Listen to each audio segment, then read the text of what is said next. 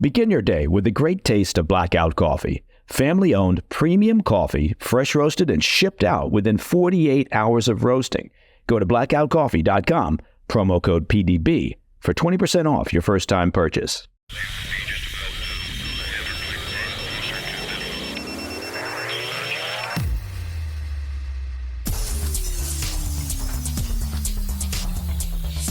It's Thursday, 1 August. Oh, look at that, the beginning of a brand new month.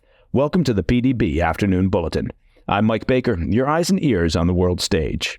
Let's get briefed. First, as Iran gathers their network of terrorist proxies to plan their retaliation against Israel, we're beginning to learn just how the assassination of Hamas's chief political leader happened. Also, in the good news department, Wall Street Journal reporter Evan Gershkovich and American veteran Paul Whelan are finally coming home as part of a large swap of political prisoners with Russia.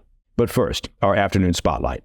I want to begin with the continued fallout from the assassination of Hamas leader Ismail Haniyeh in Tehran on Wednesday, as information regarding just how the operation was carried out begins to emerge, and Iran reportedly sets their sights on revenge.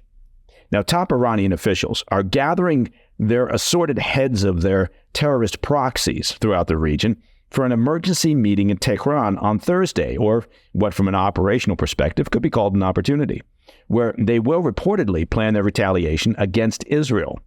While Israel does not publicly comment on covert operations against terror operatives inside Syria or Iran, several U.S. officials anonymously confirmed on Thursday that Israel was likely behind the assassination of the terrorist kingpin, according to a report by the New York Times.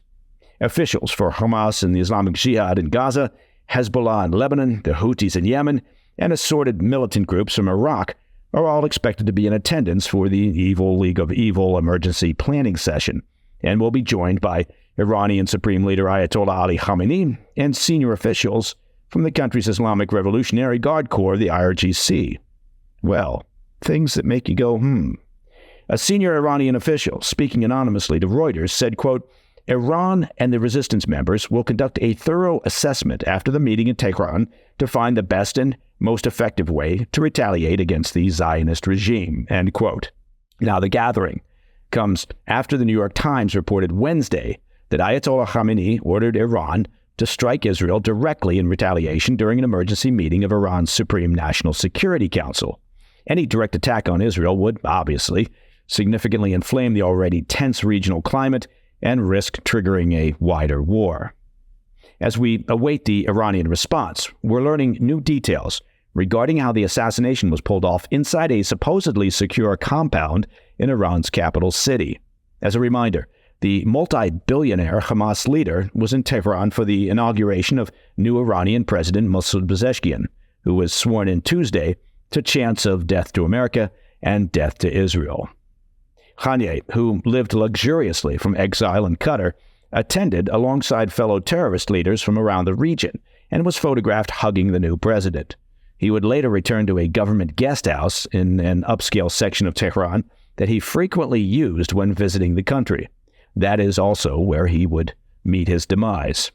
According to the New York Times, citing American and Iranian sources, an explosive device had been covertly smuggled into the Tehran guest house roughly 2 months ago, though how it was smuggled in remains unclear. They noted such an operation clearly took extensive planning and surveillance. You think? It was remotely detonated at roughly 2 a.m. local time Wednesday morning, after it was confirmed that Haniyeh was inside, according to the anonymous officials, killing both Haniyeh and his bodyguard. Notably, the explosion appears to have done little damage beyond the room where Haniyeh was staying, suggesting that the intel allowed for precise targeting. The leader of the Palestinian Islamic Jihad was staying next door, and his room reportedly suffered little damage. Officials speculated that the precision of the attack was reminiscent of a remote-controlled robot weapon that Israel used to assassinate Iran's top nuclear scientist back in 2020. Regardless, it's an embarrassing revelation for the Iranian regime, as the guest house and surrounding compound is run and protected by the country's so-called elite Revolutionary Guard Corps, and is regularly used for retreats and secret meetings and housing prominent allies and terrorist pals. The unnamed Iranian officials said it represented a catastrophic intelligence and security failure. Well, they're not wrong. Coming up after the break, following their wrongful detention by the Putin regime, Wall Street Journal reporter Evan Gershkovich and American veteran Paul Whelan are finally coming home as part of a large multi-country swap of political prisoners with Russia. I'll be right back. Welcome back to the Afternoon Bulletin. The Biden administration, in concert with several nations, including Germany and Turkey, has successfully orchestrated a landmark prisoner exchange between Russia and the West, bringing falsely imprisoned Wall Street Journal reporter Evan Gershkovich back onto American soil, along with former U.S. Marine Paul Whelan and Russian-American radio journalist Alsu Kurmasheva. While the details of the swap are still emerging, the full prisoner exchange reportedly involves an astonishing 26 prisoners held in 7 countries: the U.S., Germany, Poland, Slovenia, Norway, Russia, and Belarus, and is considered one of the largest between Russia and Western countries since the Cold War. On Thursday, Turkish security forces, who coordinated the transfer of prisoners, confirmed the swap to Axios. All individuals were initially flown to Ankara, Turkey, before departing for their respective countries.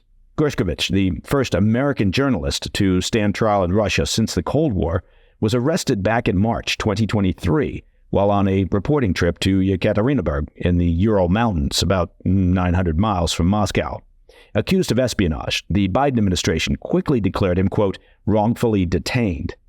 Gershkovich entered the months in Moscow's notorious Lefortovo prison. His pretrial detention was repeatedly extended, leading to a conviction on July 19th, sentencing him to 16 years in a high-security penal colony for, quote, gathering secret information, or what the rest of the world would call just being a journalist. Whelan, arrested in December 2018 while attending a friend's wedding in Russia, received a 16-year sentence in 2020 on espionage charges. Whelan, his family, and the U.S. government have consistently claimed the charges are false.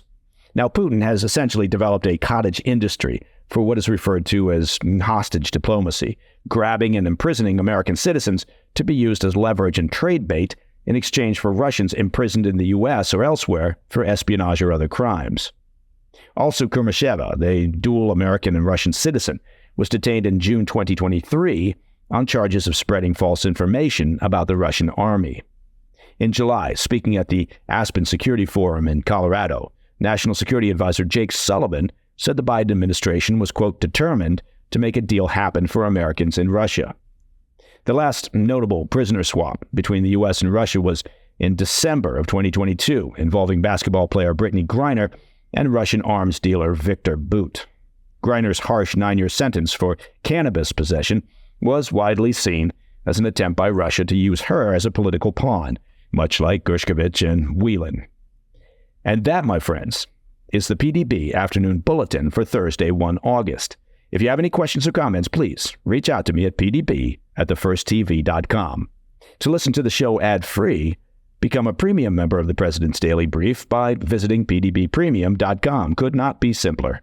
And remember to tune into our extended weekend version of the PDB Situation Report, with new episodes launching every Friday evening at 10 p.m. on the First TV, and of course available on all podcast platforms and our YouTube channel at President's Daily Brief. I'm Mike Baker, and I'll be back tomorrow. Until then, stay informed, stay safe, stay cool.